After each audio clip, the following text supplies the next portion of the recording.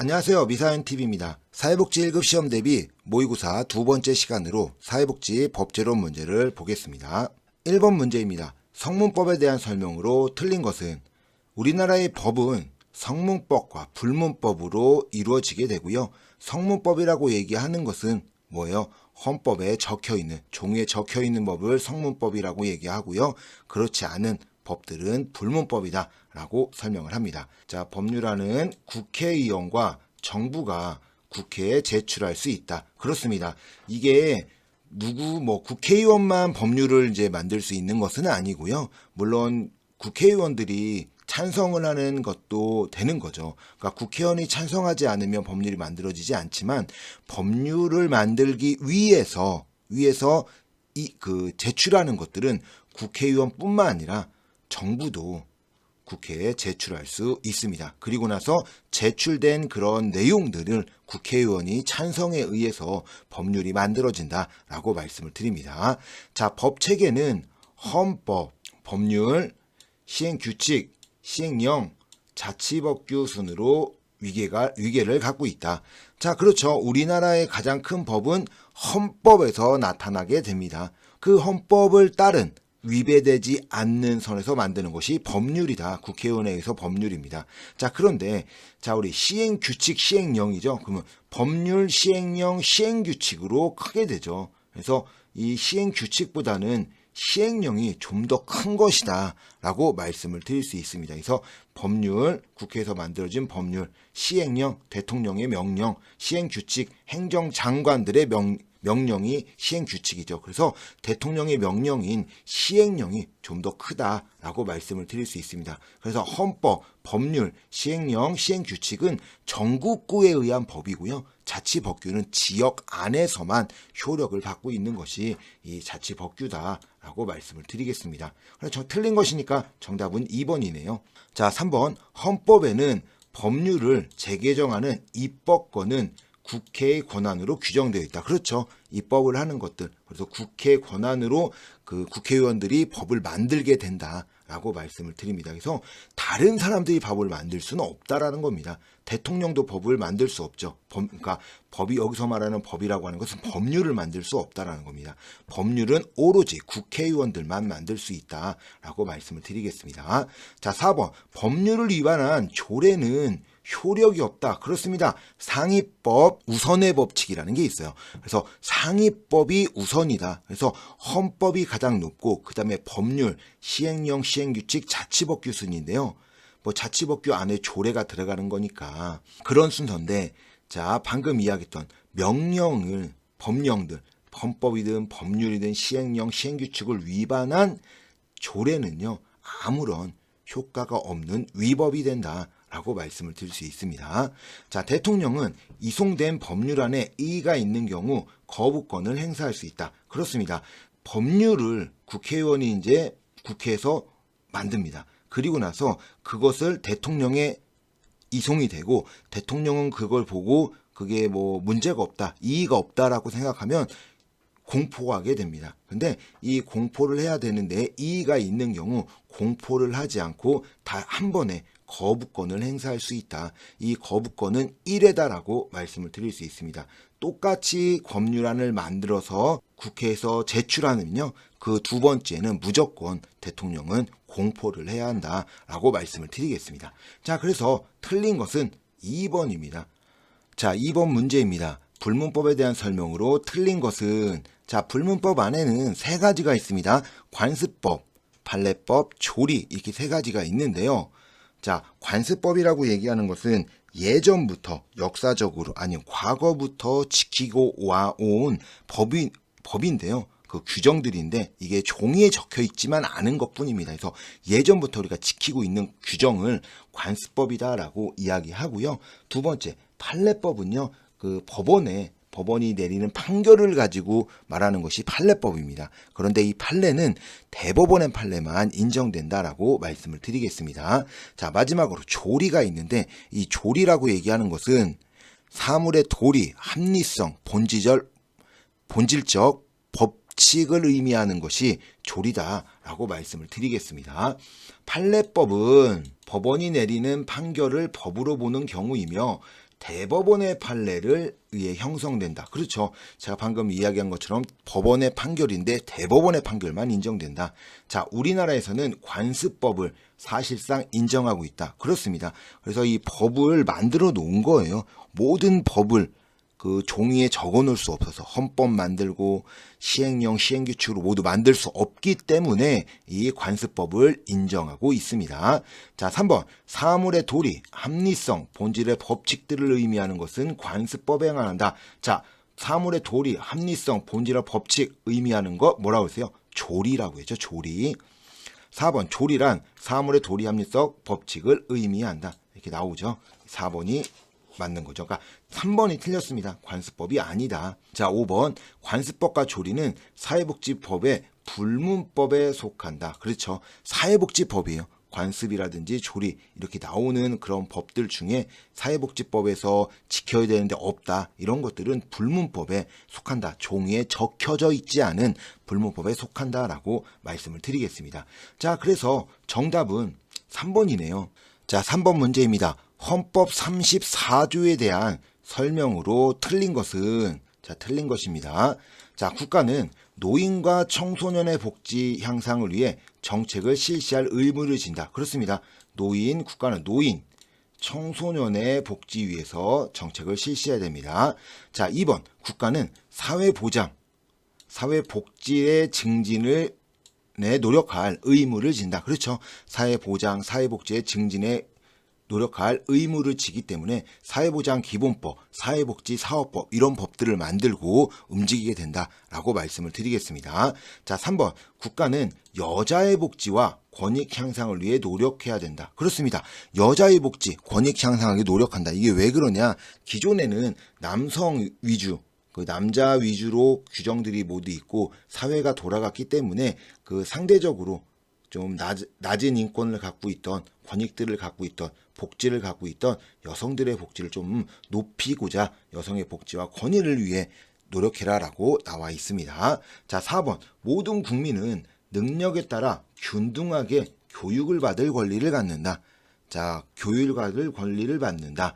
자, 헌법 34조는요.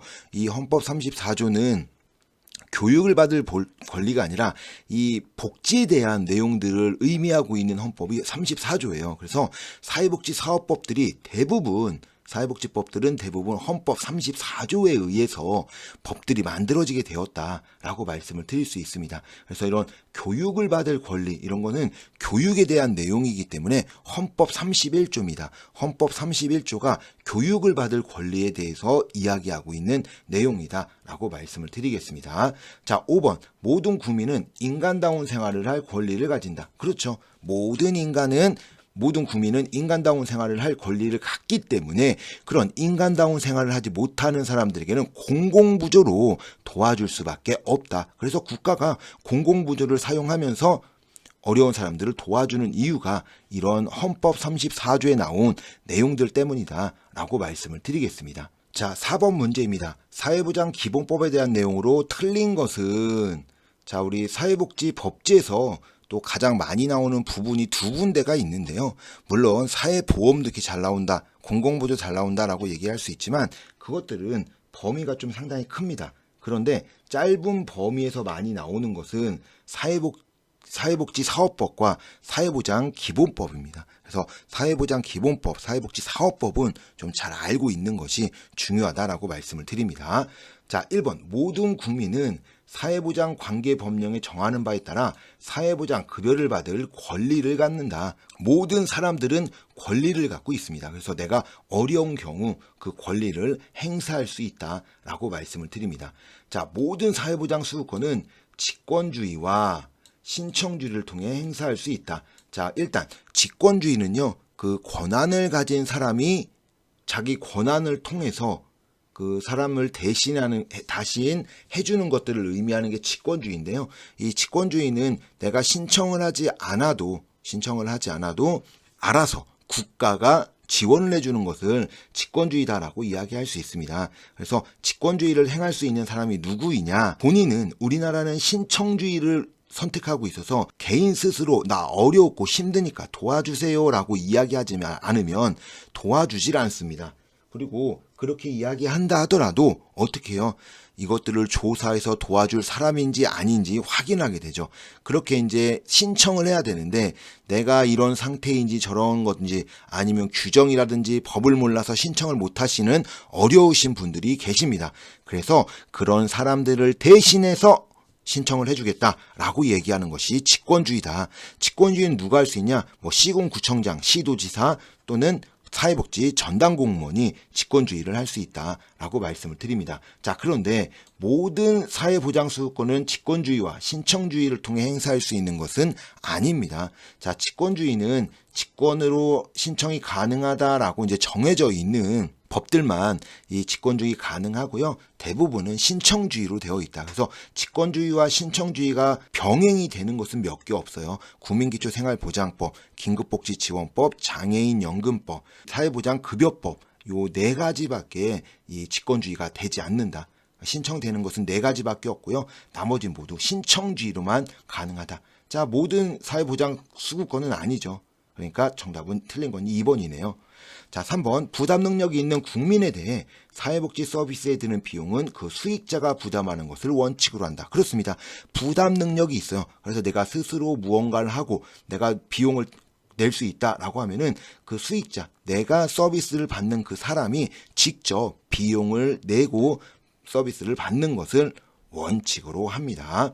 그러나 어려운 사람들, 이 어려운 사람들은 국가가 지원을 해주는 거죠. 그래서 이제 국가 및 지방자치단체가 전부 또는 일부를 지원할 수 있다라고 이제 이야기하는 겁니다. 자, 그리고 이거 나온 김에 말씀을 드리는데 이 방금처럼 공공부조나 사회보험 뭐 이런 것들 국가 및 지방자치단체가 전부 또는 일부를 부담할 수 있다라고 나오지 전부 부담할 수 있다 이렇게 나오지는 않습니다. 그래서 전부 부담하더라도 전부 또는 일부로 나온다라고 말씀을 드리니까 그 내용들 지문에서 전부 또는 일부가 아닌 뭐 전부라든지 이렇게 나오면 틀린 지문들이다라고 생각하시면 되겠습니다.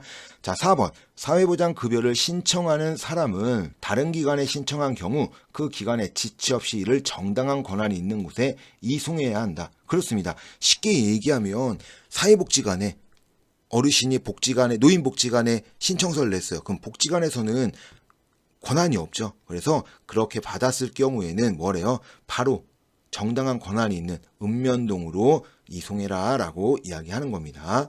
자, 5번 사회보장에 관한 다른 법률을 제정하거나 개정하는 경우에는 사회보장기본법에 부합되도록 해야 한다. 그렇습니다.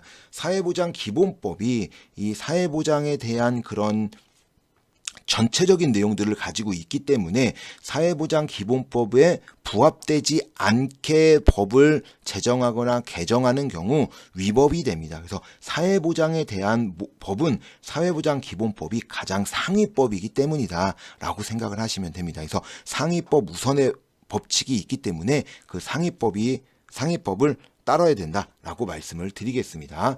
자, 그 내용이 틀린 것. 자, 정답은 2번이죠. 모든이 아니에요. 모든은 아니고 선택되어 있는 직권주의가 병행이 가능한 것들만 가능하다라고 말씀을 드리겠습니다. 자, 5번 문제입니다. 사회보장위원회에 대한 내용으로 틀린 것입니다. 사회보장위원회. 자, 사회보장위원회는 국무총리 소속으로 사회보장위원회를 둔다. 그렇습니다. 국무총리 소속의 사회보장위원회를 두고 위원장이 그래서 국무총리가 된다라고 말씀을 드립니다. 자, 위원장은 국무총리가 되고 부위원장은 기획재정부 장관, 교육부 장관 및 보건복지부 장관이 된다. 자, 그래서 위원장은 1명, 부위원장은 3명이 됩니다. 자, 3번. 이렇게 위원장이라든지 부위원장 또 위원도 있긴 한데요. 자, 위원은 뭐 여가부 장관이라든지 아니면 고용노동부 장관이라든지 이런 장관들을 포함해서 사용자의 대표, 노동자의 대표, 그다음에 사회보장에 학식이 있는 사람, 변호사 자격을 가진 사람 이런 사람들이 이제 민간위원으로 들어온다라고 말씀을 드릴 수 있습니다. 자, 그리고 그런 이 위원장들의 그 위원장뿐만 아니라 사회보장위원회의 임기는 2년이에요. 근데 국무총리나 기획재정부 장관 이런 사람들은 뭐예요? 이 임명직 공무원들이죠. 그렇기 때문에 공무원들은 자기 임기 동안 하는 거고요. 민간위원들만 2년의 임기를 갖는다라고 말씀을 드립니다. 자, 3번. 보궐위원은 임기는 2년이다. 정답 틀린 건 3번이네요. 왜요? 보궐위원이라고 하는 것은 A가 위원을 하고 있다가 그만뒀어요. 그래서 B라는 사람이 들어온다. 그러면 이 임기가 2년이 되는 게 아니라 뭐예요? A가 가지고 있던 남은 임기죠. A가 1년 6개월을 했어. 그러면 나는 그 임기가 6개월로 줄어들게 되는 겁니다. 그래서 보궐위원은 전임자의 남은 임기가 된다라고 말씀을 드리겠습니다. 자, 사회보장에 관한 주요 시책 및 심의 조정을 위하여 국무총리 소속의 사회보장위원회를 둡니다. 그렇죠. 아까 이제 국무총리 소속으로 둔다고 했잖아요. 왜? 이런 심의 조정하기 위해서 사회보장에 대해서 우리나라의 전체적인 사회보장을 어떻게 할 거냐 이런 것들을 보기 위해서 국무총리 소속의 사회보장위원회를 두게 됩니다. 자, 사회보장위원회 위원회 임기는 2년으로 하며 제가 2년이라고 했어요. 공무원인 임기는 그 재임 기간으로 한다. 라고 아까 좀 전에 말씀드렸죠. 보궐위원 설명하면서. 자, 그래서 틀린 것은 3번이네요. 자, 보궐위원 임기는 2년이 아니라 뭐라고요? 남은 임기, 전임자의 남은 임기가 된다라고 말씀을 드리겠습니다. 자, 6번 문제입니다. 사회보장급여 이용 제공 및 수요권자 발굴에 관한 법률에 대한 내용으로 틀린 것은 1번 통합 사례관리를 실시하기 위하여 필요한 경우에는 특별자치시 및 시군구에 통합 사례관리사를 둔다. 자, 1번이 틀렸네요. 자, 이 문제를 보면 왜 틀렸는지 이해가 안 돼요. 자, 그 이유가 무엇이냐면 지문에 아무런 문제가 없어 보이죠. 그런데 이런 법제에서는요, 법령 그대로 들어와 버리기 때문에 이런 지문들을 조금 잘 봐야 돼요. 그래서 임의 규정이냐 또는 강제 규정이냐 이런 거 봐야 되는데, 자 보세요. 통합 사례 관리를 실시하기 위하여 통합 사례 관리 실시하래요. 실시하기 위하여 필요한 경우, 그러면 반대로죠. 통합 사례 관리를 실시하지 않아도 되겠죠. 그럴 경우에는 뭐예요? 통합 사례 관리사가 없어도 되겠죠. 그러니까 필요한 경우라는 뭐예요? 경우, 이런 한정된 정을 딱 해놓은 거죠. 필요 없을 때도 있는데 필요할 수 있지 않냐. 그래, 그런 필요할 경우에는 뭐예요? 시군구에 통합 사례과를 둘 수 있다라고 얘기하는 그 임의 규정으로 만들어 놓는다라는 거예요. 필요하지 않으면 필요하지 않은 경우가 있겠죠. 그러면 통합 사례관리사가 필요 없겠죠. 관리사가. 그러니까 필요한 경우에만 해야 되니까 임의 규정으로 만든다라고 좀 생각하셔야 돼요. 좀 어려운 지문이에요. 만약에 이렇게 이제 나오면 시험에서 볼 때는 정말 찾기가 어려울 겁니다. 그래도 이렇게 좀 모의고사 이런 걸 볼 때 이런 필요한 경우에서 선택할 수 있는 거잖아요. 필요한 경우가 있고 필요하지 않을 경우가 있는 것처럼 이런 선택해야 될 경우에는 그렇게 그 강제 규정이 아니라 임의 규정으로 둘 수 있다. 이런 임의 규정으로 만든다라고 좀 생각을 하셔야 됩니다. 자, 시도지사는 시도의 사회보장 증진을 위하여 시도 사회보장위원회를 둔다. 그렇습니다. 시도에는 시도 사회보장위원회, 그다음에 시군구에는 지역사회 보장협의체를 두죠. 그리고 요 시도 사회보장위원회에서 만든 지역사회 보장계획이 위로 올라가고 보건복지부 올라가면 이제 사회보장계획을 만들게 되겠죠. 그때는 국무총리 소속으로 되어 있는 사회보장위원회에서 한다라고 말씀을 드립니다. 자, 수요권자란 사회보장기본법에 따른 사회보장 급여를 제공받을 권리를 가진 사람을 말한다. 그렇습니다. 수급권자는 권리만 있는 거고요. 수급자가 그 수급을 받는 자다라고 말씀을 드립니다. 자, 보장기관이란 관련 법령 등에 따라 사회보장 급여를 제공하는 국가기관과 지방자치단체를 말한다. 국가 및 지방자치단체가 그렇게 이제 움직인다라고 얘기하죠. 그래서 전부 또는 일부를 보장할 수 있다라고 이야기하는 겁니다. 자, 5번 시도지사 또는 시군구청장은 지역사회 보장계획을 시행해야 된다. 그렇죠. 시행해야 됩니다. 그래서 시도지사는 시도, 시군구는 시군구의 지역사회 보장계획을 만들고 지역사회 보장계획을 통해서 그 법들을 시행해야 된다라고 말씀을 드리겠습니다. 그래서 정답은 1번입니다. 7번 문제입니다. 사회복지사업법에 대한 내용 중 법인에 대한 내용으로 틀린 것은 법인, 시설 뭐 이런 것들, 그리고 사회복지사업법이요. 그 사회복지 법제에서 시험이 제일 많이 나오는데 많게는 4문제가량도 나오는 부분이다라고 말씀을 드립니다. 법인은 대표이사를 포함한 이사 7명 이상, 감사 2명 이상 두어야 된다. 그렇죠. 감사 2명, 이사 7명 이상 두어야 된다라고 말씀을 드립니다. 자, 법인인 정관을 변경하고자 할 때는 시도지사의 허가를 받아야 된다. 자, 틀린 것 2번이네요. 자, 왜요? 법인이 이제 정관을 변경할 때, 즉 법인을 설립할 때는 시도지사의 허가를 받는 거고요. 정관 변경에 관해서는 법인의 정관을 변경할 경우에는 이거는 인가사항이다. 인가사항입니다. 인가. 허가가 아니라 인가를 받아야 된다. 그래서 인가사항이다라고 말씀을 드립니다. 자, 법인은 목적 사업의 경비를 충당하기 위하여 필요할 때에는 법인의 설립 목적 수행에 지장이 없는 범위에서 수익 사업을 할 수 있다.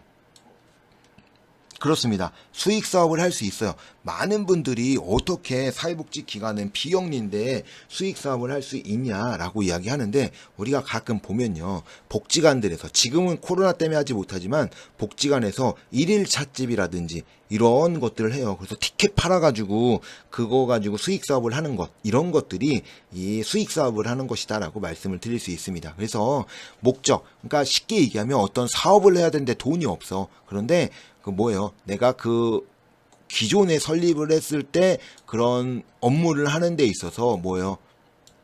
지장이 없죠. 지장이 없는 범위에서는 수익 사업을 할 수 있다라고 이야기합니다. 자, 4번.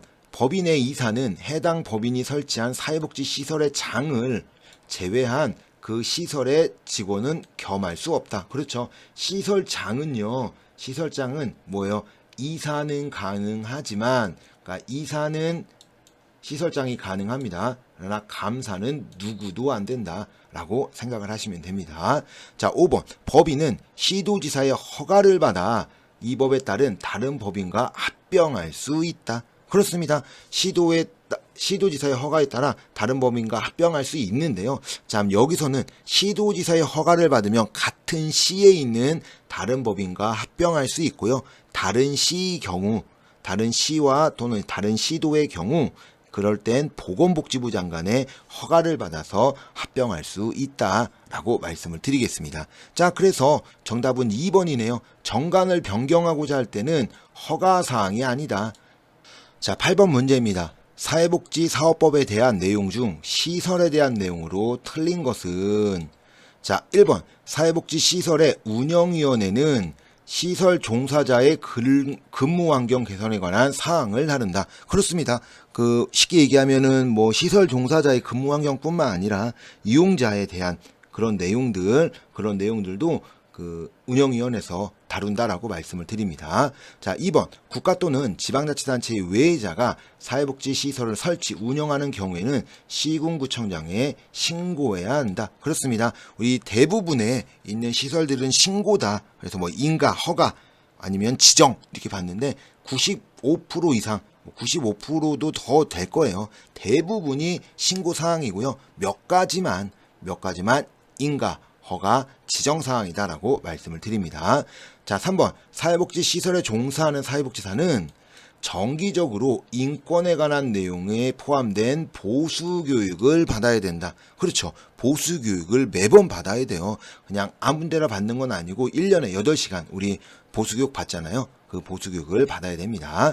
자, 4번. 사회복지시설의 시설 거주자의 보호자 대표는 운영위원이 될 수 없다. 아닙니다. 뭐 시설 근로자의 대표도 있고, 시설장, 시설 근로자의 대표, 뭐 사회보장 아니면 뭐 사회복지에 학식에 있는 사람 또는 시설 거주자의 대표, 뭐 이런 사람들도 그 되는데요. 방금 말씀드린 것처럼 시설 거주자나 또는 시설 이용자 보호자의 대표도 운영위원이 될 수 있다라고 말씀을 드립니다. 자, 5번. 사회복지 시설회장은 상근해야 된다. 그렇죠. 상근해야 돼요. 그 월급 받고 일을 하니까 그 시설에 계속 근무 시간에는 있어야 된다라고 말씀을 드립니다. 자, 내용으로 틀린 거 정답 4번이네요. 9번 문제입니다. 노인복지법에 대한 내용으로 틀린 것은 1번. 노인에 대한 사회적 관심과 공경의식을 높이기 위하여 매년 10월 2일을 노인의 날로 한다. 그렇습니다. 노인의 날은 10월 2일입니다. 그리고 10월 달을 경로의 달로 지키고 있다라고 말씀을 드립니다. 자, 보건복지부 장관은 노인의 보건 및 복지에 관한 실태 조사를 5년마다 실시하고 그 결과를 공포해야 된다. 복지에 대한 실태 조사는 몇 년이에요? 3년이죠. 보성교회 성가대는 노사장이 한다 할 때 그 노가 노인복지법이라고 그랬죠. 그래서 실태 조사는 5년이 아니라 3년마다 실시하고 있다라고 말씀을 드립니다. 자, 노인에 의한 재화의 생산, 판매 등을 직접 담당하는 기관은 노인 일자리 지원 기관이다. 그렇죠. 일자리잖아요. 일자리. 노인 일자리 지원 기관에서 그 내용들을 하고 있다. 그래서 판매, 생산 직접 담당하는 기관은 노인 일자리 기관이다라고 말씀을 드립니다. 노인 복지주택 입소 자격은 60세 이상의 노인으로 한다. 그렇습니다. 이게 노인복지법이 1981년에 만들어지면서 그 당시 생각의 노인은 60세 이상을 노인이라고 봤었어요. 그래서 법들에는 노인복지주택 입소 자격에 60세 이상의 그런 사람을 노인으로 한다라고 이제 규정이 되어 있는 거죠. 근데 시간이 지나서 지금은 60세면 너무 젊으시잖아요. 그래서 그분들을 노인으로 보지 않고 보통 우리가 법에 나타나 있지 않지만 65세를 생각하고 있는 것처럼 예전에는 법에서는 60세로 본다. 그래서 노인복지법이 만들어질 그 당시에는 60세를 노인으로 봤다라고 생각을 하셔야 됩니다. 자, 5번 요양보호사의 직무와 자격증 교부에 대한 규정하고 있는 법은 노인복지법이다. 그렇습니다. 요거 좀 조심해야 되는 것이 무엇이냐? 요양보호사 선생님에 대한 내용들, 자격증을 어떻게 따고 누구는 못하고 그리고 이제 뭐 이런 내용들이 모두 정해져 있는 것들은 이 노인복지법이다라고 말씀을 드립니다. 노인장기요양보험법이 아니라라는 거예요. 노인장기요양보험하고 헷갈리면 안 돼요. 그래서 요양보호사 뭐 이런 것들은 노인복지법에서 이루어진다라고 말씀을 드리겠습니다. 자, 그래서 정답은 2번이네요. 10번 문제입니다. 아동복지법에 대한 설명으로 틀린 것은 아동복지법이에요. 아동복지 시설에 입소한 아동이 18세가 되면 퇴소하도록 규정하고 있다. 그렇습니다. 아동의 나이는 18세가 아동이기 때문에 18세까지 살 수 있다. 그래서 퇴소하도록 규정하고 있습니다. 자, 2번 피해 아동의 가족 및 학대 행위자를 위한 상담 치료 및 교육은 아동보호 전문기관의 업무에 해당한다. 자, 우리 그럴 수밖에 없겠죠. 아동보호 전문기관에 있는 이유가 아동을 학대라든지 이런 것에서 보호하기 위해서 있는 기관이 아동보호 전문기관이기 때문에 이런 상담, 치료, 교육 이런 업무들은요, 이 아동보호 전문기관의 업무이다 라고 말씀을 드립니다. 자, 3번 국무총리 소속으로 아동정책조정위원회를 둔다. 자, 그렇습니다. 아동복지법에 의하면 이 국무총리 소속으로 아동정책조정위원회를 두는데 요게 아동복지만 있는 것은 아니고요. 뭐 다문화 가족지원법에도 있고 그다음에 장애인 복지법에도 이 장애인 정책 조정위원회, 다문화 정책 조정위원회, 아동 정책 조정위원회 이렇게 세 법에만 이 아동 정책 조정위원회가 있다라고 생각하시면 되겠습니다. 자, 4번 매년 5월 5일을 어린이날로 하며 그렇죠. 매년 5월 5일이 어린이날입니다. 9. 일주일을 어린이 주간으로 한다. 자, 틀린 거 4번이네요. 자, 왜 그러냐? 자, 어린이날 보통의 뭐 노인의 날도 제가 좀 문제에서 말씀을 드렸지만 그 노인의 날은 10월 2일이었어요. 그래서 10월 달을 경로의 달로 한다라고 해서 노인의 주간은 없어요. 대부분의 그 주간은 그 날이 있죠. 뭐 예를 들어서 4월 20일이 장애인의 날인데 그로 일주일 이게 장애인 주간이에요. 이렇게 들어가는데 이 어린이날은 그럴 수밖에 없는 게 자, 어린이 주간은 1일부터 7일입니다. 그 이유가 뭐냐면 8일이 어버이날이죠. 그 날이 껴버리기 때문에 5일 이후로 넘어가 버리면 안 되는 거예요. 그래서 5월 1일부터 7일까지가 어린이 주간이다 라고 말씀을 드리겠습니다. 거의 일주일이 아니에요.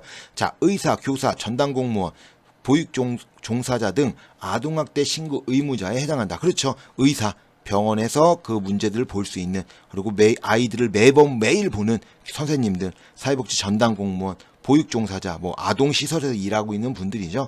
이런 분들은 아동학대 신고 의무자로요. 신고를 꼭 해야 된다라고 말씀을 드리겠습니다. 자, 그래서 틀린 거 정답은 4번이죠. 자, 5월 5일이 어린날이 맞고요. 그러나 그 이후 일주일이 아닌 1일부터 5월 1일부터 5월 7일까지가 어린이 주간입니다. 11번 문제입니다. 장애인복지법에 대한 설명으로 틀린 것은 이제 장애인복지입니다. 장애인의 장애 인정과 장애 정도의 사정에 관한 업무를 담당하기 위하여 자, 보건복지부에 장애판정위원회를 둘 수 있다. 그렇습니다.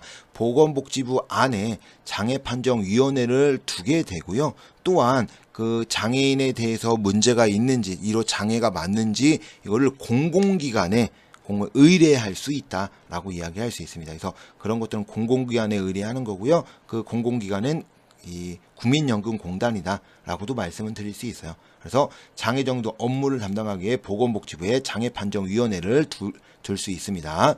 장애인, 그 법정 대리인 또는 보호자도 장애인 신청을 할 수 있다. 그렇죠. 장애인분이 중증장애인이에요. 그래서 움직일 수 없어. 그래서 내가 장애인을 신청하지 못하면 장애인이 못 되겠네요. 등록하지 못했으니까 그게 아니겠죠. 그래서 법정 대리인, 보호자 이런 분들도 장애인 등록을 신청할 수 있습니다. 자, 3번. 장애인에 대한 국민의 이해를 깊게 하고 장애인의 재활 의욕을 높이기 위해 매년 4월 20일을 장애인 날로 한다. 그렇습니다. 매년 4월 20일이 장애인의 날이다라고 말씀을 드립니다. 자, 4번. 보건복지부 장관은 장애인 정책의 수립에 필요한 기초 자료로 활용하기 위하여 매년 5년마다 장애 실태 조사를 실시해야 한다. 자, 틀린 거 정답 4번이네요. 왜요? 보건복지부 장관은 장애인 실태조사, 우리 장애인은 뭐요? 노사장이 한다죠. 노사장. 그래서 장애인, 뭐 장애아동 뭐 얘기했던 것들처럼 그렇게 들어가니까 이것도 마찬가지로 몇 년이에요? 3년이죠. 보성교회 성가대는 노사장이 한다. 그래서 3년입니다. 자, 5번. 국가와 지방자치단체는 장애인의 장애 정도와 경제적 수준을 고려하여 장애인의 소득 보전을 위해 장애 수당을 지급할 수 있다. 그렇죠. 장애 수당을 지급할 수 있습니다. 그래서 장애 수당 같은 경우에는 18세 이상의 경증 장애인들이 받는 게 장애 수당, 그다음에 중증은 장애인 연금을 받게 되고요. 뭐 또 이제 중증 장애인을 보호하고 있는 보호수당, 부모에게 이제 보호자에게 부모수당이 나가고 18세 미만의 경증 중증 아동들에게는 장애 아동수당을 지급한다라고 말씀을 드리겠습니다. 그래서 정답은 4번입니다. 실태조사는 3년이다. 자, 12번 문제입니다. 한부모 가족 지원법에 대한 내용으로 틀린 것은 1번 한부모 가족 복지 상담소는, 그렇죠. 한부모 가족 복지 상담소가 있어요. 뭐 성폭력, 성매매, 가정폭력, 여기서 상담소들이 다 있습니다. 한부모에 대한 위기, 자립, 상담 또는 문제 해결 등을 목적으로 하는 시설이다. 그렇죠. 상담에서 그 문제가 있는지, 그리고 그 문제를 해결하려고 하는 것이 상담소사라고 말씀을 드립니다. 자, 2번 한부모 가족 지원법상 청소년 한부모란 18세 이하의 모 또는 부를 말한다. 자, 우리 18세 이하의 부 또는 모. 18세 이하는 뭐예요? 일단 아동이죠. 자, 아동인데 뭐 물론 이렇게 나오긴 하겠지만 18세 이하는 아동이고요. 청소년은 뭐예요? 24세죠. 24세 미만을 아동이라고 얘기하잖아요. 아니, 청소년이라고 얘기하잖아요. 자, 그런 것처럼 24세 미만은 청소년, 18세 이하는 아동이다 라고 생각을 하셔야 됩니다. 그래서 청소년 한부모도 24세 이하의 모 또는 부를 말한다 라고 말씀을 드리겠습니다. 자, 3번 여성가족부 장관은 한부모 가족 지원에 위한 정책 수립을 활용하기 위하여 매년 3년마다 한부모 가족 지원에 대한 실태조사를 실시하고 그 결과를 공포해야 된다. 그렇죠. 우리 한부모 가족은 3년이죠. 실태조사가. 자, 노사장이 한다 할 때 한부모 다문화 이렇게 들어갔죠. 그래서 한부모 가족 지원법도 3년마다 실태조사를 실시합니다. 자, 4번 국가나 지방자치단체는 청소년 한부모가 주거 마련 등 자립에 필요한 자산을 형성할 수 있도록 재정적인 지원을 할 수 있다. 그렇습니다. 할 수 있어요. 왜냐면 청소년 한부모가 주거 마련을 한다든지 아이들을 키우고 해야 되는데 어때요? 잘 모르죠. 어려가지고 경제에 대한 그런 것들 잘 모를 수 있기 때문에 그런 자산을 형성하는데 필요한 재정적인 지원들을 하게 됩니다. 그래서 한부모 지원 가족에게 이런 거 주잖아요. 생계비도 주고 이런 교육 지원비도 주고 하는 것들이 이 재정적 지원을 의미한다라고 말씀을 드리겠습니다. 자, 5번. 국가 또는 지방자치단체는 복지급여에 신청이 있는 경우 생계비, 아동교육 지원비, 아동양육비를 실시할 수 있다. 그렇습니다. 생계비, 아동교육 지원비, 아동양육비를 실시할 수 있어요. 그리고 자, 아동교육비 있죠. 이거 교육 지원비는 주는 거고요. 아동교육비, 아동교육 지원비는 주는 거고 아동교육비는 빌려주는 거다라고 말씀을 드리겠습니다. 자, 그래서 정답은 2번이네요. 2번. 한부모 가족은 24세 미만의 부 또는 모를 말한다. 13번 문제입니다. 영유아보육법에 대한 설명으로 틀린 것은 영유아보육법입니다. 자, 보건복지부 장관 및 교육부 장관, 고용노부 장관, 시도지사는 직장 어린이집의 설치 의무 이행에 관한 실태조사를 매년 실시해야 한다. 그렇습니다. 이 직장 어린이집, 즉 상시인원 500인 이상, 여성 300인 이상 있는 직장은 직장 어린이집을 설치하라라고 이제 의무 이행을 해놨습니다. 그래서 정말로 이 직장 어린이집을 설치해서 운영을 하고 있는지 이 실태조사를 매년 하고 있다라고 말씀을 드립니다. 자, 2번. 어린이집의 이용 대상은 보육이 필요한 영유아를 원칙으로 하며 필요한 경우 어린이집의 원장은 만 12세까지 연장하여 보육할 수 있다. 그렇습니다.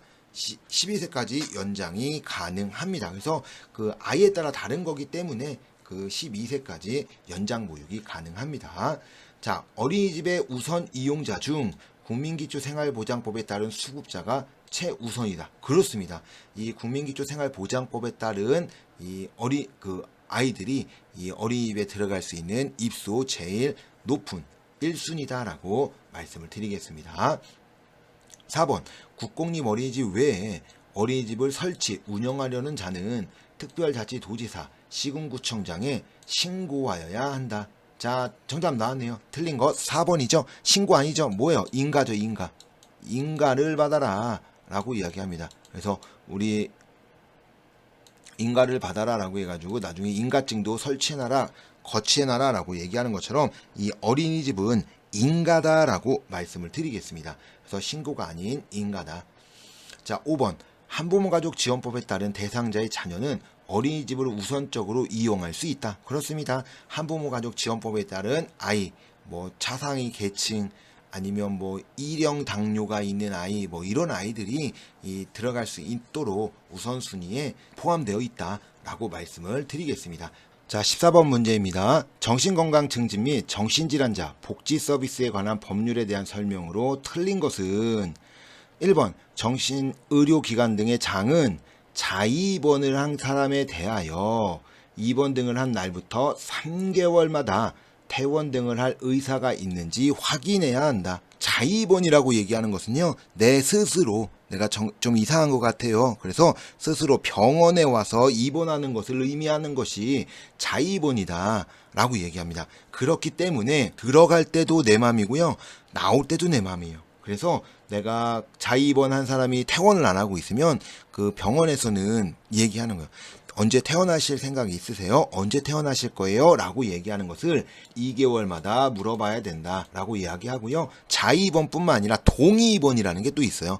동의 입원을 한 경우에도 2개월마다 의사를 확인해야 된다 라고 말씀을 드립니다. 자, 2번. 모든 정신질환자는 인간으로서 존엄과 가치를 보장받고 최적의 치료를 받을 권리를 갖는다. 그렇죠. 모든 사람들, 모든 정신질환자니까 자기가 받을 수 있는 것들 최고의 좋은 치료를 받아야 된다라고 말씀을 드립니다. 자, 3번. 정신시설의 장과 종사자는 인권에 관한 교육을 받아야 된다. 그렇습니다. 자, 4번 정신요양시설을 설치하려는 사회복지법인은 해당 정신요양시설 소재지에 관한 특별자치시장, 특별자치도지사, 시군구청장의 허가를 받아야 된다. 그렇습니다. 허가사항이 몇 개 없었어요. 뭐냐면 정신요양시설, 그다음에 사회복지법인, 또 하나가 입양시설입니다. 그래서 이 입양시설까지 세 가지만 허가사항이고요. 대부분은 신고, 그다음에 뭐 어린이집, 성매매, 성폭력, 가정폭력, 인가사항이다 라고 말씀을 드리겠습니다. 또한 다문화 가족지원법도 인가사항입니다. 5번 정신건강증진시설이란 정신의료기관, 정신요양시설 및 정신재활시설을 말한다. 그렇습니다. 이런 시설들이 정신건강시설이다 라고 말씀을 드리겠습니다. 자, 그래서 정답은 1번이네요. 틀린 거니까 3개월이 아니라 2개월마다 퇴원 의사를 확인해야 된다. 자, 15번 문제입니다. 다문화 가족 지원법에 대한 설명으로 틀린 것은 1번 다문화 가족 지원법에는 다국어에 의한 서비스 제공 규정이 마련되어 있다. 그렇습니다. 다문화에서는요, 우리나라 언어들을 배울 수 있어야 되겠죠. 그래서 다국어에 의한 서비스 제공 규정을 마련되고 있습니다. 왜 그러냐면 우리나라에 온 지 얼마 안 되신 분들은 자국어를, 우리나라 국어를 쓸 수 없겠죠. 그러니까 영어로 된 거, 필리핀어라든지 이런 규정들이 마련되어 있습니다.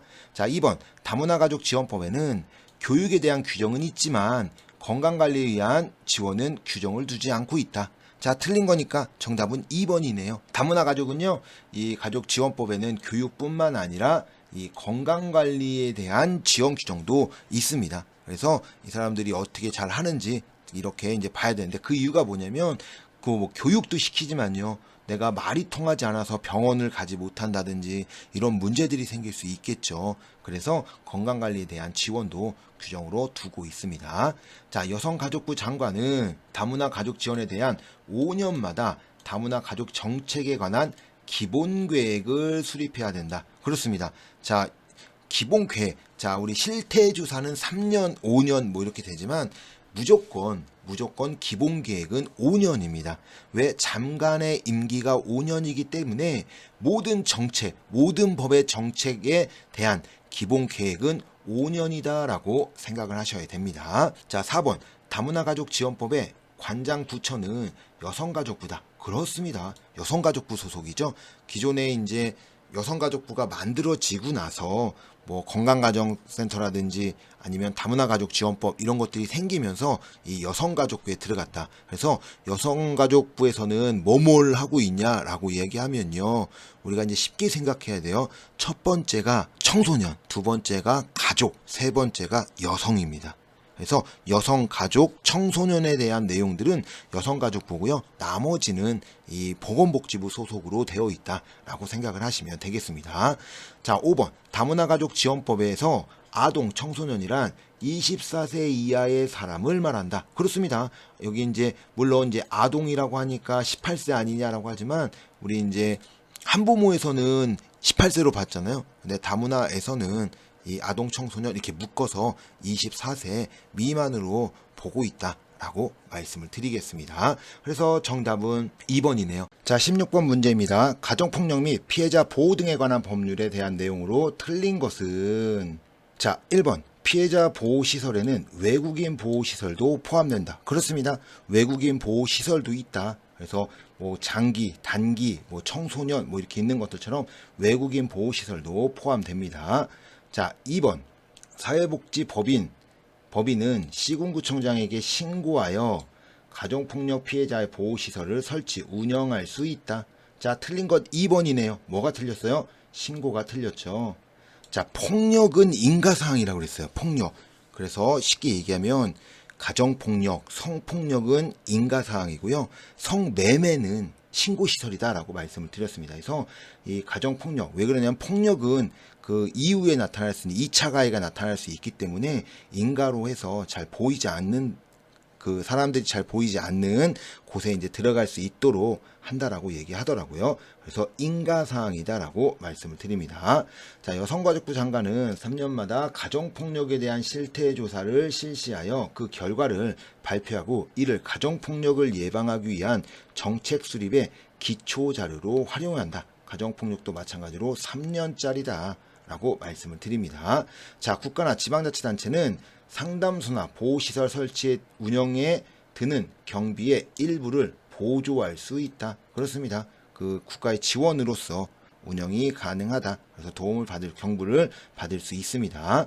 자, 가정폭력 시설에는 단기, 장기, 외국인, 장애인 보호 시설이 있다. 그렇죠. 장기, 단기, 외국인, 장애인 시설로 구분된다라고 말씀을 드리겠습니다. 자, 이렇게 해서 정답은 2번이네요. 신고시설이 아니라 요거 인가시설이다. 자, 17번 문제입니다. 성폭력 방지 및 피해자 보호 등에 관한 법률에 대한 설명으로 틀린 것은 1번 국가는 피해자에 대하여 법률 상담과 소송 대리 등의 지원을 할 수 있다. 그렇습니다. 그래서 국가는 그 성폭력이라든지 아니면 가정폭력을 당해서 뭐 이혼을 한다든지 뭐 이런 거 할 때 나타나는 법률 상담, 소송 대리 이런 것들을 국가가 피해자를 해서 지원해 줍니다. 자, 2번 국가 또는 지방자치단체 외자가 상담소를 설치, 운영하려면 특별자치시장, 도지사 또는 시군구청장에게 인가를 받아야 된다. 자, 성폭력, 가정폭력 시설은 인가시설이라고 제가 말씀을 드렸습니다. 자, 그런데 그 안에 있는 요 상담소 있죠. 요 상담소는 신고시설입니다. 다른 것들은 다 인가사항인데요. 이 상담소만은 신고로 들어간다라고 말씀을 드리겠습니다. 2번이 틀렸네요. 자, 3번 일반 보호시설에는 입소기간이 1년 이내이나 예외적으로 연장할 수 있다. 그렇습니다. 연장이 가능해요. 그래서 이제 왜 그러냐? 그 폭력을 당하고 피해자가 회복이 되지 않았으면 큰일 날 수 있겠죠. 그렇기 때문에 회복될 수 있도록 연장을 한다라고 말씀을 드립니다. 자, 4번 누구든지 피해자를 고용하고 있는 자는 성폭력과 관련해 피해자의 해고해서는 아니 된다. 그렇죠. 그 성폭력을 당한 거냐. 가해자는 당연히 안 되긴 하겠지만 피해자를 고용하고 있죠. 피해자라고 해서 그 피해자를 해고하면 안 되겠죠. 그래서 피해자는 해고하면 안 된다라고 말씀을 드립니다. 자, 5번 피해자 등의 보호, 숙식 제공은 성폭력 피해자 보호실에 업무해야 된다. 그렇죠. 보호, 숙식 제공 이런 것들은 피해자 보호시설인 거예요. 왜 그러냐면 뭐 숙식이 가장 큰 거죠. 왜 그러냐면 우리 상담소도 그 시설이 있긴 하겠지만 숙식을 하고 뭘 하고 이런 것들에 대해서는 잠자고 이런 것들은 생활시설에서 운영을 하기 때문에 이용시설인 상담소는 할 수 없다. 그래서 피해자 보호시설, 뭐 외국인이냐 장기냐 단기냐 요거에 따라 기간이 좀 다를 뿐이지 요 업무이다라고 말씀을 드리겠습니다. 그래서 정답은 2번이네요. 자, 18번 국민연금에 대한 설명으로 틀린 것은 자, 국민연금입니다. 자, 1번 장애연금은 장애 등급을 받는 사람에게 지급하는 금액이 모두 같다. 자, 정답 틀린 거 1번이네요. 모두 같을 수는 없겠죠. 모두 같진 않습니다. 그래서 장애는 그 국민연금에서는 장애의 종류를 4종류로 합니다. 1급, 2급, 3급, 4급으로 이렇게 나오게 되고요. 4급 같은 경우에는 일시금으로 준다라고 말씀을 드립니다. 그래서 1급은 기본연금액 또는 플러스 부양가족 연금액에 더한 금액을 주게 돼서 100% 다가 1000분의 1000 이래서 이제 100% 다 주게 되고요. 2급은 기본연금액의 80%, 즉 1000분의 800만큼 금액을 줍니다. 그리고 부양가족액 더한 금액 주고요. 자, 3급은 1000분의 600에 해당하는 금액의 부양가족 연금액을 주게 된다라고 말씀을 드립니다. 그러나 4급은 1000분의 2250, 즉 2.25배에 해당하는 일시보상금으로 준다. 그래서 1급부터 4급까지가 모두 다르다라고 말씀을 드립니다. 자, 2번 연금액은 지급 사유에 따라 기본연금액과 부양가족 연금액을 기초로 산정한다. 그렇습니다. 제가 좀 전에 말씀드린 것처럼 1급인 경우 기본연금액 100%에 부양가족 연금액을 합친다라고 얘기한 것처럼 그 기본연금액과 부양가족 연금액으로 산정된다라고 말씀을 드립니다. 자, 3번 유족연금을 받을 순서는 배우자, 자녀, 부모, 손자녀, 조부모, 형제자매 순으로 한다. 그렇습니다. 배우자가 1순위예요. 그래서 배우자, 자녀. 근데 자녀 같은 경우에는 2명이다라고 하면은 2명이 나눠서 반반씩 받게 되고요. 그런데 좀 다른 게 배우자에 한해서는 장애 등급이 없어도 돼요. 그리고 이제 나이 제한도 없습니다. 그러나 부모, 손자녀, 자녀, 조부모 순에는 장애 등급과 나이가 포함된다라고 말씀을 드리겠습니다. 자, 4번. 분할연금은 요건을 모두 갖추게 된 때 5년 이내에 청구해야 된다. 그렇습니다. 분할연금 뭐 배우자가 수급권자여야 된다든지 혼인 단계가 5년 이상 되어야 된다든지 이런 경우 연금을 받게 되면 5년 이내에 청구해야 된다. 5년이 지나면 모두 소멸된다라고 말씀을 드립니다.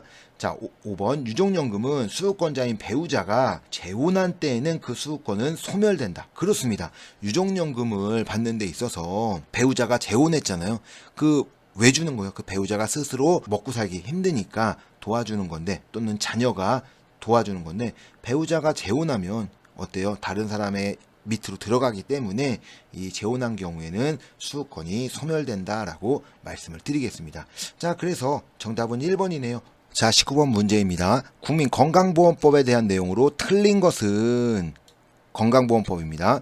고의로 요양기관의 지시를 따르지 아니할 때 고의로 사고를 발생시킨 경우에는 급여가 제한된다. 그렇습니다. 고의잖아요. 고의. 이게 다치고 이런 것들이 자기 마음대로 고의로 다치고 이런 것들에 대해서는 급여가 제한됩니다. 자, 2번. 사립학교 교직원의 보험료액은 본인이 50, 사용자가 30, 국가가 20을 각각 부담한다. 그렇습니다. 사립학교에 한해서는 이자 부담이 아니라 삼자 부담이다 라고 말씀을 드립니다. 그 이유가 무엇이냐라고 하면은 처음에 학교 설립할 때 돈이 많이 들었대요. 그래서 그 설립할 때 법인으로 만들고 해서 개인이 만든 거잖아요. 그러다 보니 이런 거에 대해서 국가가 지원해줬다라고 말씀을 드립니다. 자, 3번.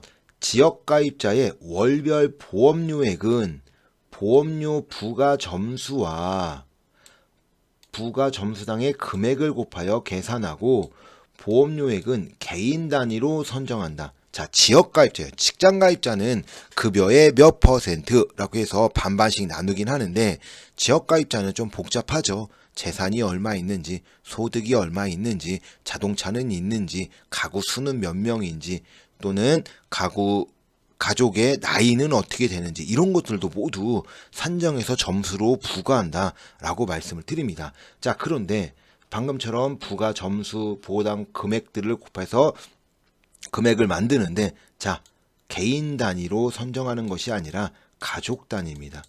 가족 단위. 다른 보험들은 건강보험만 가족 단위고요. 다른 것들은 개인 단위로 나온다라고 말씀을 드립니다. 그래서 이 건강보험은 피부양자라는 제도가 있기 때문에 가족 단위로 선정한다라고 말씀을 드립니다. 자, 그러니까 틀린 것은 3번이네요. 자, 4번. 요양급여의 적정성에 대한 평가는 건강보험 심사평가원의 업무이다. 그렇죠. 그 심사평가원에서 정말 요게 이제 서비스를 받는데 문제가 되지 않았느냐 또는 요것으로 인해서 잘못된 고의로 나타난 건 아니냐 이런 것까지 모두 검사하게 된다. 그 검사 기간은 심평원에서 한다라고 말씀을 드리겠습니다. 자, 5번. 국민건강보험은 강제가입 방식이다. 국가보험은 민간보험과 다르게 강제가입을 하고 있다. 그래서 우리 약관도 받지 못하고요. 법에 의해서 받게 된다라고 말씀을 드리겠습니다. 그래서 정답은 3번입니다. 자, 20번. 고용보험에 대한 설명으로 틀린 것은 1번. 자영업자도 근로자와 똑같이 고용보험에 따른 급여를 모두 받을 수 있다. 자, 자영업자도 고용보험이 가능합니다. 자영업 근로자도, 그러니까 내가 사장이잖아요. 내가 사장이 나 혼자 일을 한다 하더라도 고용보험이 가입이 가능하다라고 말씀을 드립니다. 자, 그래서 근로자와 똑같이 고용보험에 따른 급여를 받을 수 있는데 모두 받는 것은 아니다라고 말씀을 드립니다. 그래서 모두 못 받고요. 근로자가 받고 있는 뭐 예를 들면은 조기 재취업 수당이라든지 연장급여 이런 것들은 근로자가 받을 수 있으나 자영업자는 뭐 연장급여라든지 조기 재취업 수당 이런 것들은 받을 수 없다. 그래서 모두 받을 수 있는 게 아니라 받을 수 있는 게 있고 받을 수 없는 게 있는 좀 차이가 있다라고 말씀을 드리겠습니다. 자, 2번. 구직급여를 지급받으려는 자는 이직 후 지체 없이 직업안정기관에 출석하여 실업을 신고해야 된다. 그렇습니다. 실업을 신고해야 돼요. 그래서 나 실업했습니다. 그러니까 나 구직급여 주세요. 라고 실업급여 주세요. 라고 이야기해야 되겠죠. 자, 일용직 근로자는 일용근로자 뭐 쉽게 얘기하면 뭐 하루 일하고 한 번 이렇게 일하는 뭐 이런 사람들을 의미하죠. 자, 1개월 미만 동안 고용되는 자를 말한다. 그렇습니다. 그래서 일용근로자는 하루 뭐 이렇게 나가는 그런 것도 되지만요. 한 달 안에 고용되는 사람들을 일용근로자다라고 이야기합니다. 4번 실업의 신고일로부터 계산하기 시작하여 7일간은 대기기간으로 보아 구직급여를 지급하지 아니한다. 그렇습니다. 이게 지체 없이 직업 안정기관에 출석해서 실업을 신고했어요. 그러면 7일까지는 이게 이제 대기기간으로 보고요. 그 이후부터 실업기간으로 보고 그때부터 돈을 준다라고 말씀을 드립니다. 자, 실업급여를 받을 권리는 양도 또는 압류하거나 담보로 제공할 수 없다. 그렇죠. 일신 전속권으로 모든 권리는 그 한 사람에게만 속한다라고 이야기했죠. 그래서 실업급여를 받는 그 사람에 한해서만 모든 권리를 받을 수 있다라고 말씀을 드리겠습니다. 자, 그래서 정답은 1번이네요. 모두 받을 수 있는 것이 아니라 받을 수 있는 게 있고 받을 수 없는 것이 있다고 말씀을 드릴 수가 있습니다. 자, 21번입니다. 산업재보상보호법에 따른 내용으로 틀린 것은 이제 산재보험이에요.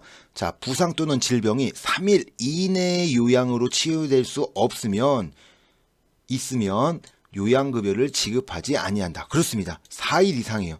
4일 이상 서비스를 받아야지만 그때부터 요양급여 뿐만 아니라 휴업급여도 받게 된다라고 말씀을 드리겠습니다.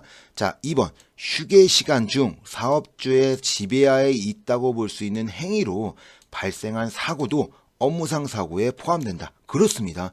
뭐 쉽게 하면 화장실 가서 물기가 있어서 미끄러져서 넘어졌다. 이런 것도 업무상 사고로 보고 있기 때문에 휴게시간 쉬고 있는 경우 충분히 가능하다라고 말씀을 드립니다. 그래서 포함됩니다. 3번 업무상 사고란 업무상의 사유로 근로자의 부상, 질병, 장애 또는 사망을 말한다. 자, 업무상의 사고, 뭐 업무상 사고라고 얘기할 수 있지만 요거 근로자의 부상, 질병, 장애, 사망 이런 것들은요. 업무상 사고라고 보기도 보다는 재해라고 보는 거예요. 재해. 업무상 재해라고 봅니다. 그래서 업무상 재해로에 대한 내용이다. 그래서 업무상 사유로 따른 부상, 질병, 장애 또는 사망을 말하는 것은 재해다. 그리고 왜 그러면 사고다라고 얘기하지만 사고로 본다라고 하는 거는 사고가 났는데 어떤 일이 일어난 게 사고죠. 근데 뭐예요? 부상, 질병, 장애, 사망이 안 나타날 수도 있다라는 거예요. 무슨 문제가 생겼는데 없을 수 있겠죠. 이러면 사고다라고만 얘기할 수 있는 거지 저런 거를 가지고 얘기할 수는 없다. 그래서 질병, 부상, 장애, 사망 이런 것들이 나타나면 업무상 재해다라고 말을 합니다. 정답은 3번이네요. 틀린 것. 자, 4번 장애보상연금 또는 폐질보상연금의 수급권자가 사망한 경우 그 수급권은 소멸한다. 그렇죠. 왜? 일신 전속권. 그 모든 권한은 그 사람에게만 속한다. 라고 하기 때문에 그분이 죽은 경우 수급권은 소멸되게 됩니다. 근데 처음에 그 재해가 생겨서 사망한 경우 유족연금을 주긴 하죠. 그래서 받긴 하겠지만 장애보상연금이라든지 진폐연금 이런 연금들을 받았잖아요. 한 번 받은 사람이 다시 죽었다고 해서 주는 것은 아니다라고 말씀을 드립니다. 그래서 연금 같은 경우 우리 이제 장애보상연금, 진폐보상연금 하니까 배우자가 받을 수 있겠구나라고 생각할 수 있는데요. 그게 아니다라는 거죠.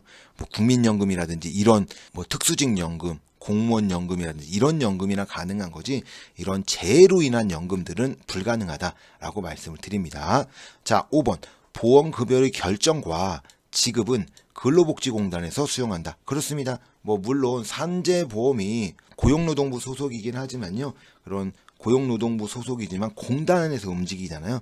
우리 이제 쉽게 얘기하면 건강보험은 건강보험은 보건복지부 소속이지만 건강보험공단에서 움직이는 것처럼 이 산재보험 같은 경우 근로복지공단에서 수행합니다.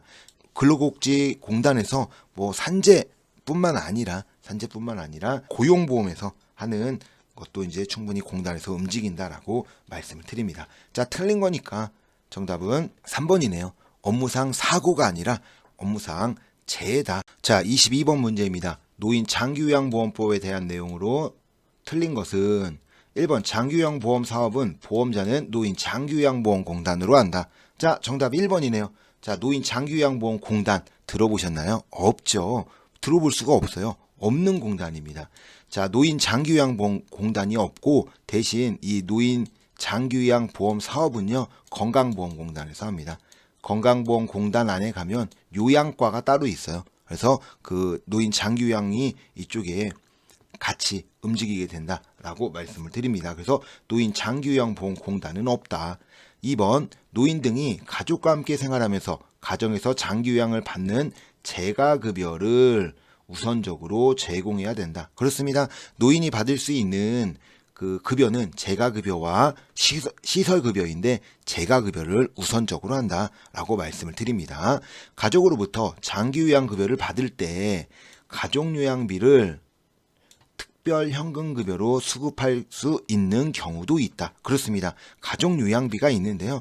물론 이제 이 요양보호사 자격증이 있어야 되긴 해요. 그래서 뭐 정서적으로 뭐 다른 사람이 와서 안 된다든지 아니면 폭력적인 문제가 보인다든지 이런 경우 요양보호사 선생님한테는 안 되겠죠. 어려움이 있으니까. 그럴 경우 가족요양이 가능합니다. 그래서 가족요양을 받게 되면 특별현금급여입니다. 다른 급여로 받는 게 아니라 특별 현금급여에 가족 요양비가 있고 뭐 요양병원 간병비 뭐 이런 것들이 있기 때문에 그 특별 현금급여로 수급하게 됩니다.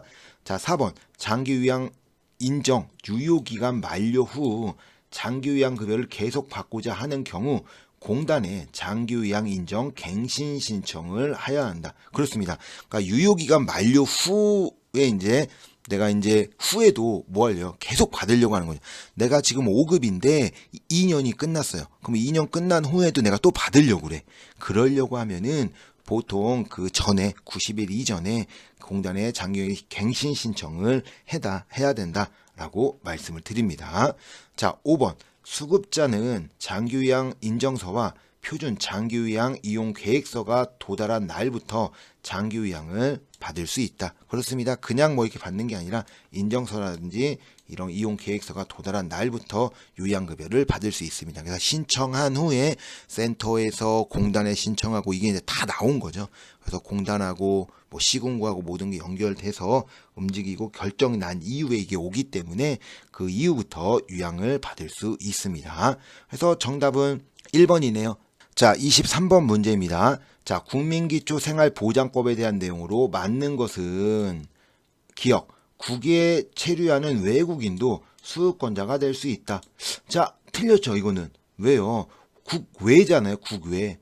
자, 국내에 체류하고 있는 외국인도 수급권자가 될 수 있습니다. 그런데 국내에 체류하고 있지 않은 외국인, 그러면 전국에 있는 외국인이잖아요. 전 세계에 있는 외국인들, 이런 사람들은 우리나라에서 도와줄 의미가 없죠. 그렇기 때문에 국내에 있는 체류하는 외국인은 수급권자가 될 수 있지만 국외는 아니다라고 말씀을 드립니다. 자, 니은 생계급여는 매월 정기적으로 지급해야 된다. 그렇습니다. 생계급여는 매월 정기적으로 그래서 줘야지 살아갈 수 있겠죠.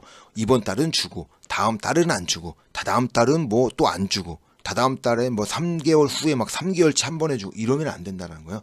그래서 매월 정기적으로 같은 날에 통장으로 들어가야 된다라고 말씀을 드리겠습니다.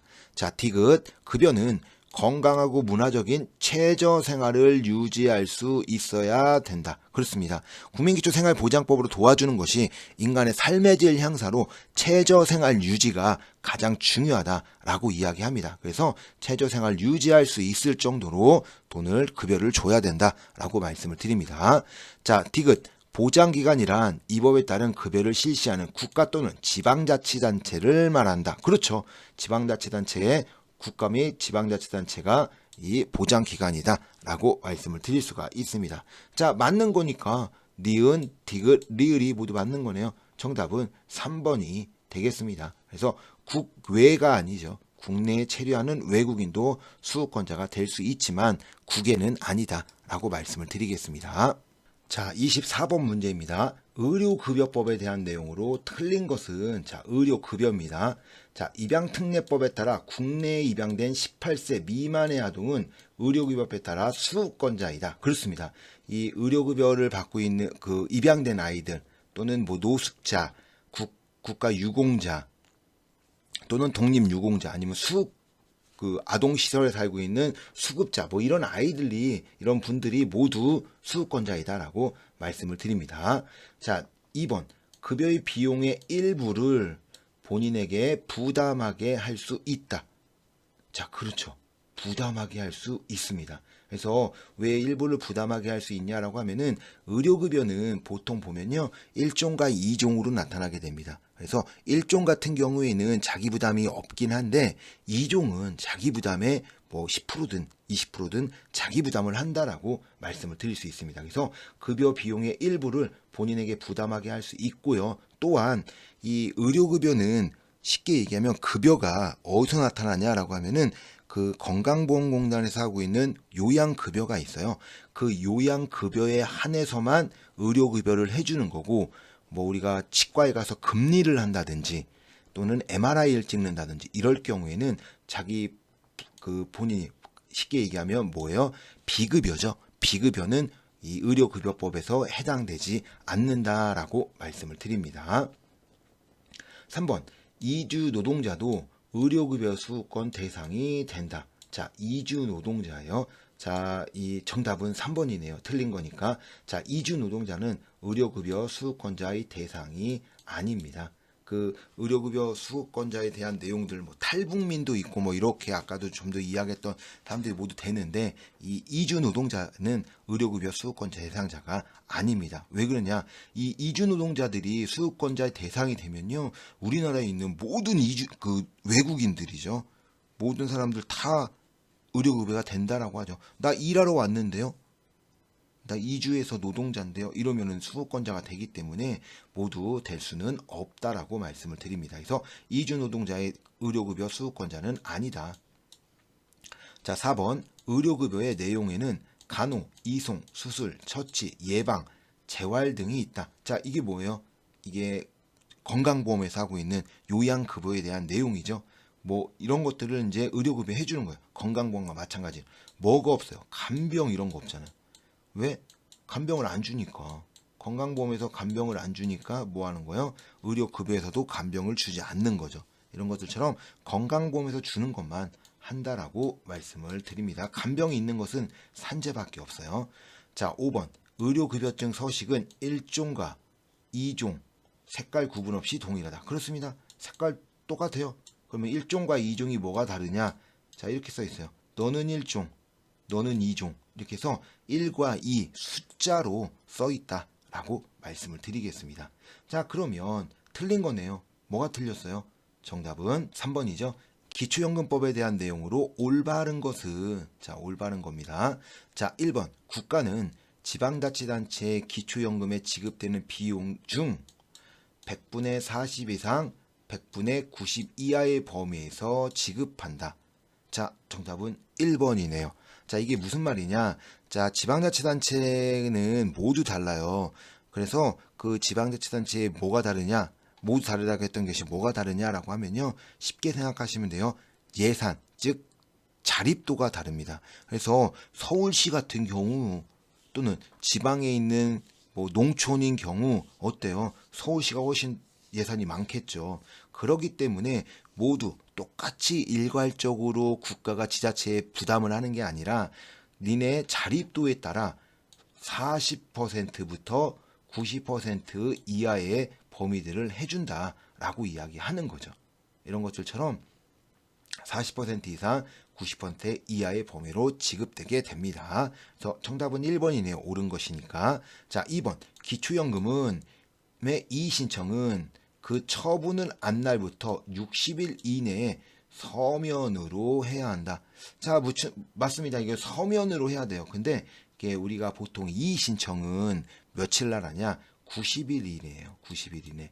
이게 기초연금법뿐만 아니라 많은 법들에 대한 이의 신청들, 뭐 보험도 마찬가지고요. 이런 것들이 모두 90일 이내 이의 신청을 하게 된다라고 말씀을 드리겠습니다. 자, 수급 희망자의 연금 지급 신청은 그 친족이 대신할 수 없다. 자, 친족이 대신할 수 없다? 아니요, 있죠. 친족이 대신할 수 있습니다. 왜 그러냐라고 하면은 치매에 걸린 어르신이 계세요. 그러면 이 치매에 걸린 어르신들은 기초연금을 안 드릴까요? 드리겠죠. 하위소득 70%에 포함된다라고 얘기하면은 나이와 소득세에 들어가면 준다라는 거예요. 근데 그분 같은 경우에는 뭐예요? 신청할 수가 없겠죠. 그렇기 때문에 그 친족이 대신할 수 있습니다. 그래서 틀린 겁니다. 자, 60일이 틀렸고 없다가 아니라 있답니다. 자, 4번. 65세 이상인 사람 중 기초연금 수급자가 100분의 80 수준이 되게 한다. 이게 틀렸네요. 몇 분이요? 70이죠. 100분의 70 수준이 되도록 하게 합니다. 그래서 100분의 70, 하위소득 70%에 포함돼야 된다라고 말씀을 드려요. 자, 5번. 기초연금 수급자의 국외 체류 기간. 자, 국외에 체류하게 되면 뭐예요? 중지되죠. 중지되는데 기간이 60일 이상 지속되는 경우 기초연금이 정지된다. 정지된다라고 하는데, 자, 뭐가 틀렸어요? 이게 틀렸죠? 몇 달이에요? 한 달이 아니라 2달. 60일. 60일 이상 체류하게 되면 기초연금이 정지된다라고 말씀을 드리겠습니다. 자, 그래서 올바른 거니까 정답은 1번입니다. 1번이 맞고 2번, 3번, 4번, 5번이 모두 틀렸다라고 말씀을 드리겠습니다. 자, 이렇게 해서 이제 법제론 25문제를 봤습니다. 뭐 이런 문항뿐만 아니라 많은 유형의 문제들이 나오니까요. 일단 시험을 보기 위해서는 공부도 중요하고요. 문제도 많이 풀어보는 것이 중요하다라고 말씀을 드리겠습니다. 지금까지 수고 많이 하셨습니다.